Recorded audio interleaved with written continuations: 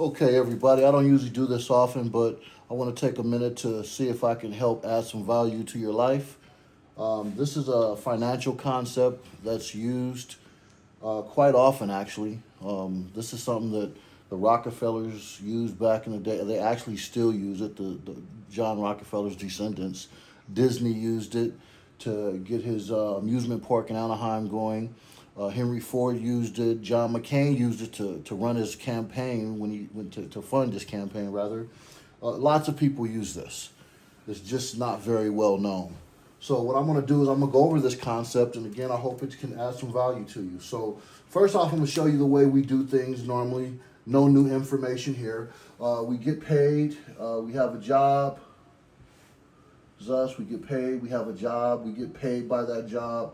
My son actually said, hey, that's our job. We should put a clock right there because we always trade time for money, right? And he's right. That's what we do, especially with the W-2 job. But that said, we get paid, we put our money in the bank. Or maybe we just get a direct deposit and it goes straight to the bank. Just looking at the way money flows in our life. This is a concept, right? So when we get paid, we say, hey, we've been talking about getting a new car for a month. The mechanic says the car has a bad motor and it's going to cost about $7,000 to get a brand new motor, maybe $5,000 to get a used one. We decide just to get a new car. So what we do is we go to the finance company, we go to Ford, and we finance a new car. Probably about at a 7 or let's say 8% interest rate.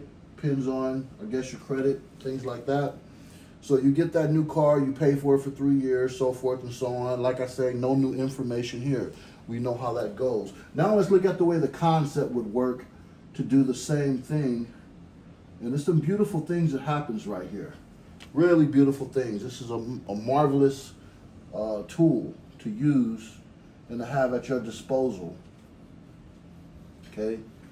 So same thing, we work, we have a job, we get paid. But instead of us, you can still put money in the bank for minor purchases like groceries and stuff like that. You want to go get some dog food because the dog's out of dog food. Simple purchases. Maybe even just keep a couple $1,000s in there and put everything toward this other process. The rest of the process, what I'm doing is I'm going to be doing this. This is going to be a life insurance company, a whole life insurance company, and they are a high yield life insurance company, and I'll explain that in a moment. The money goes into there, my premium.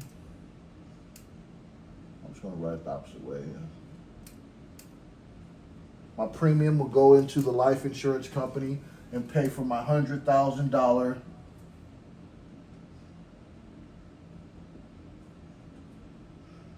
death benefit.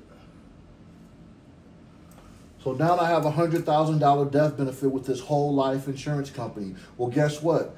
The whole life insurance company is a mutually owned company, which simply means that I own the company. The people who purchase insurance from the company owns it. It's almost like a membership. And even the board of directors, they have policies in this company, so they're owners of the company as well, which means every single year we get dividends poured into a second account, which is a cash value account.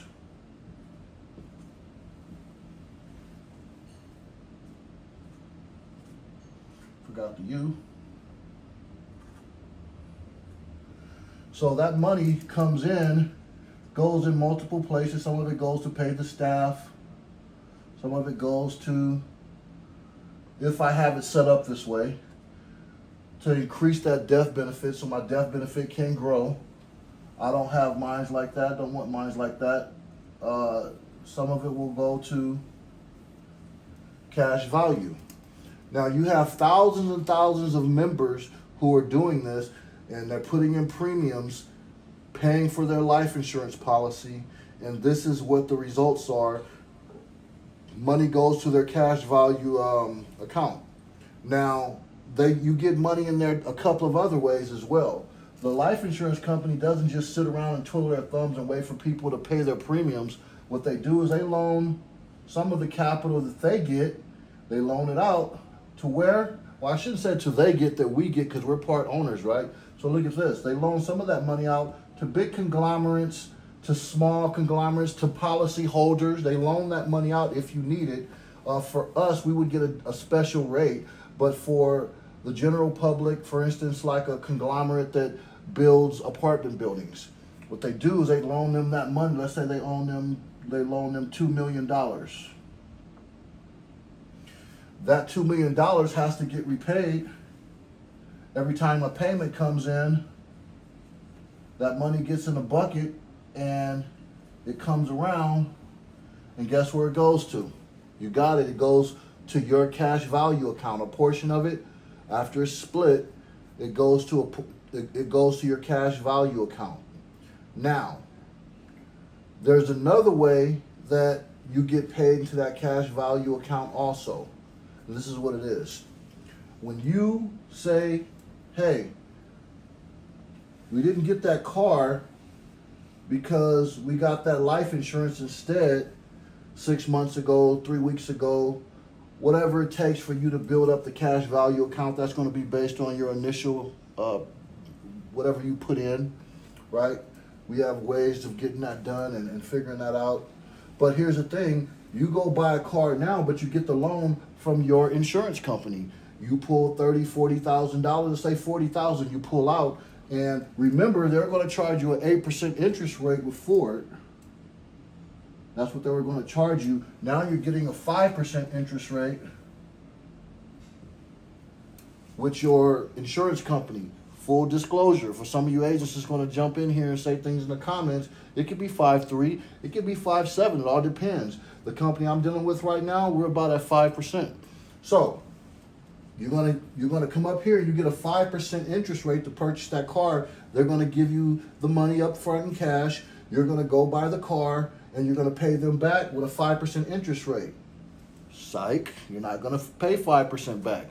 Why would you show more respect to Ford Motor Company's money, their interest rate, respect their money more than you would respect yours?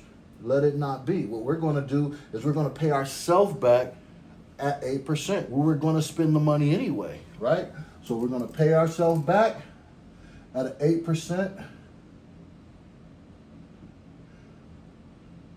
loan repayment. LRP. I'm doing a lot of initials here. So that money is going to come in here. Guess where it's going to go? You got it. You're picking up what I'm putting down now. So it's going to go to your cash value. As that cash value account grows, here's the beautiful thing that's even more. It's two more things I really want to touch on before I let this go. Just bear with me. So number one, let's say you started off when you bought that vehicle, you only had $70,000 because you had to have the car. The account that long. So you've only earned $70,000 in it. Now, here's the payoff. You might say, well, I bought a $40,000 vehicle, so that means I only got $30,000 left in that account. That's not the way it works. The way it works is the insurance company shows that you still have $70,000 in your cash value account because they give you a loan. The insurance company gives you a loan from the coffers, from our coffers, company coffers, and they just write it against the $100,000 death benefit. In other words, if you passed away, your beneficiary is supposed to get $100,000, but you still have that outstanding loan. So you're, instead of getting the whole 100, you bought a $30,000 vehicle. What do we say, 40,000? So your beneficiary only gets $60,000 in the death benefit. But that's not going to happen if we pay the loan back, right? So the whole point here is that $70,000 has been constantly compounding and growing and seeing more value coming into the term. So it's not going to be that by the time you get this car paid off. Does that make sense? So, and last but not least, the last thing I wanted to share on, to me, this real value is that, man, imagine this over a lifetime. Even, I mean, I'm 55 years old. Imagine this over just the next 10 years, the next 20 years, the next however much the Lord gives me. I'm recapturing everything I spend. There's no loss. This is the most efficient way and process to use your money.